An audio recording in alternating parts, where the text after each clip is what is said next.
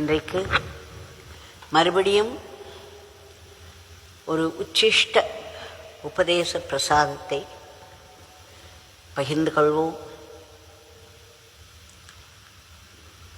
அவருடைய நாம தாமரைகளை அவருடைய பாத தாமரைகளில் சமர்ப்பித்து பிறகு நாள் முழுவதும் அந்த நாம தாமரைகளால் அவரை பூஜித்து இந்த நாளை ஒரு நன்னாளாக பொன்னாளாக ஒரு திருநாளாக ஆக்கிக்கொள்வோம்.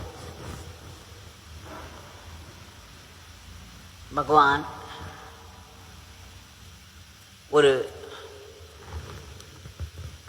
ஒரு விஐபி என்று சொல்வார்கள் அல்லவா, வெரி இம்பார்ட்டன்ட் பர்சன், ஒரு பெரிய பிரமுகர் வந்து அவரிடம் கேட்டார், சுவாமி, நான் உங்களுக்கு ஏதாவது சேவை செய்ய வேண்டுமே, எனக்கு அந்த பாக்கியத்தை தாருங்கள், மிகவும் பணிவோடு கேட்டார்.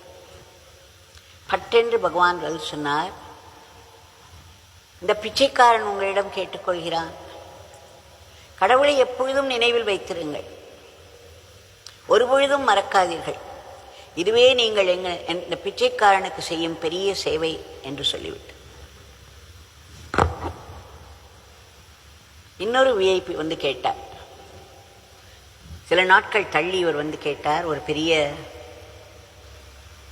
பெரிய இன்ஸ்டிடியூஷனுடைய தலைவர் அவர்.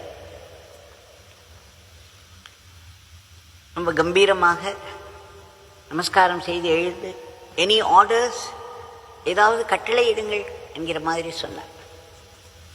உடனே பகவான் சொன்னார், இரு கைகளையும் கூப்பிக்கொண்டு அவரிடம், ஓ, இந்த பிச்சைக்காரனால் எந்த ஒரு கட்டளையும் இட முடியாது, யாருக்கும் கட்டளை இட முடியாது, இந்த பிச்சைக்காரனால் பிச்சை எடுக்கத்தான் முடியும், உங்களிடம் பிச்சை கேட்கிறேன், கடவுளை எப்பொழுதும் நினைத்து கொண்டிருங்கள், அவரை ஒருபொழுதும் மறக்காதீர்கள், இதுவே இந்த பிச்சைக்காரனுடைய பிரார்த்தனை என்று சொன்னார்.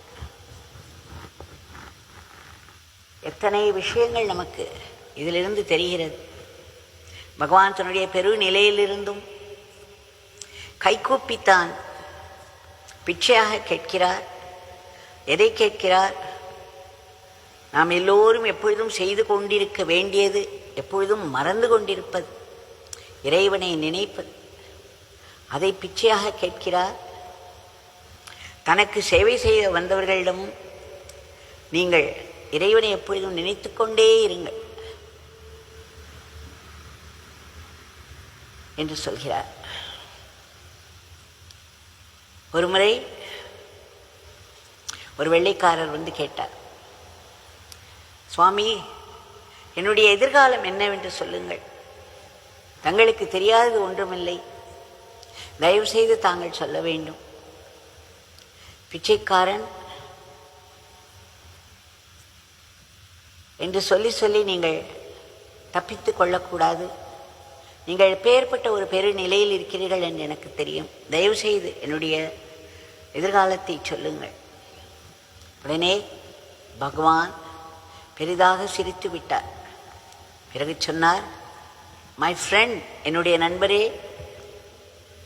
இந்த பிச்சைக்காரன் ஒரு ஜோசியன் அல்ல, இந்த பிச்சைக்காரனுக்கு இந்த நிகழ்காலத்திலேயே என்ன நடக்கும் என்று தெரியாது, இவனால் எப்படி எதிர்காலத்தில் என்ன இருக்கும் என்று சொல்ல முடியும் என்று சொல்லிவிட்டு என்ன சொன்னார் தெரியுமா? இந்த பிச்சைக்காரனுக்கு தந்தை ஒருவர் தான் இருக்கிறார், இந்த பிச்சைக்காரனுக்கு இறந்த காலமும் தந்தை தான், நிகழ்காலமும் தந்தை தான், எதிர்காலமும் தந்தை தான், தந்தை ஒருவர் தான் எப்பொழுதும் இருக்கிறார், அவருக்கு இறந்த காலம் கிடையாது, நிகழ்காலம் கிடையாது, எதிர்காலம் கிடையாது. என் தந்தையே நினைத்து கொண்டிருங்கள், பிறகு எதிர்காலத்தை பற்றிய யோசனை வராது. எப்பேற்பட்ட பிரசாதம்! இதுதான் உச்சிஷ்ட பிரசாதம். நம்ம எல்லோருக்கும் நாம் நிறைய பேர் என்ன செய்வோம், இறந்த காலத்தில் நடந்ததையே திரும்ப திரும்ப மனதிற்கு கொண்டு வந்து துக்கப்பட்டு கொண்டிருப்போம், அல்லது பயந்து கொண்டிருப்போம், ஏதோ ஒரு விதத்தில் ரியாக்ட் பண்ணி கொண்டே இருப்போம். இந்த நிகழ்காலத்தை ஒன்றுமே நடக்கவில்லை என்றாலும் அந்த இறந்த காலத்தை நினைத்து துக்கப்பட்டு இந்த நிகழ்காலத்தினுடைய மகிழ்ச்சியை நாம் ஸ்பாயில் செய்து விடுவோம். அதேபோல் இன்னும் சிலர் எதிர்காலத்தை பற்றியே நினைத்து கொண்டிருப்பார்கள். எதிர்காலத்தில் என்ன நடக்கப் போகிறது என்று தெரியவே தெரியாது. ஆக நமக்குள்ளே ஏதோ ஒரு பயம் இருக்கும், ஒரு எதிர்பார்ப்பு இருக்கும், ஒரு இன்செக்யூரிட்டி என்று சொல்வார்கள் அல்லவா, அது இருக்கும். ஆக நாம் எதிர்காலத்தை பற்றி என்ன நினைத்தாலும், எதிர்காலத்தில் என்ன நடக்கும் என்று எதை பற்றி நினைத்தாலும் அத்தோடு இந்த பயமும் சேரும், இன்செக்யூரிட்டி சேரும், கவலைகள் சேரும். ஆக நிகழ்காலத்துடைய மகிழ்ச்சி மறுபடியும் அடங்கிவிடும். ஆக இந்த நிகழ்காலத்தில் இருப்பதற்கு பதிலாக நாம் எப்பொழுதும் நிறைய பேர் ஒன்று இறந்த காலத்தில் நடந்தவையே நினைத்து கொண்டிருப்போம், அல்லது எதிர்காலத்தில் நடக்கப் போவதை நினைத்து ஏதேதோ கற்பனை செய்து கொண்டே இருப்போம். ஆக எப்படி ஒரு காலமற்ற கடவுளை, காலம் என்பதே இல்லாது பகவான் சொல்கிறார் அல்லவா, என் தந்தைக்கு இறந்த காலம் கிடையாது, நிகழ்காலம் கிடையாது, எதிர்காலம் கிடையாது.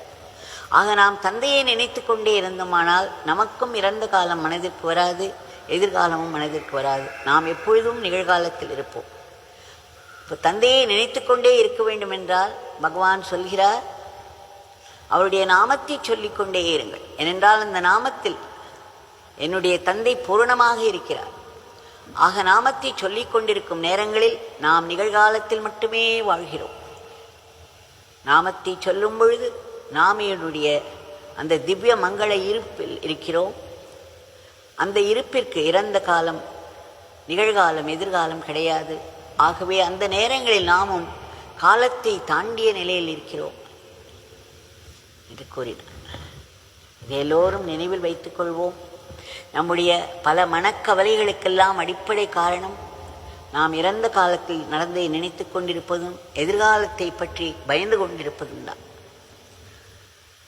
ஆக எல்லாவற்றுக்கும் ஒரே தீர்வு பகவானுடைய திவ்யமங்கள நாமத்தை இடைவிடாது சொல்லிக்கொண்டே இருந்து நாமும் அந்த காலமற்ற அந்த பெருநிலையில் இருக்க முயற்சி செய்வோம்.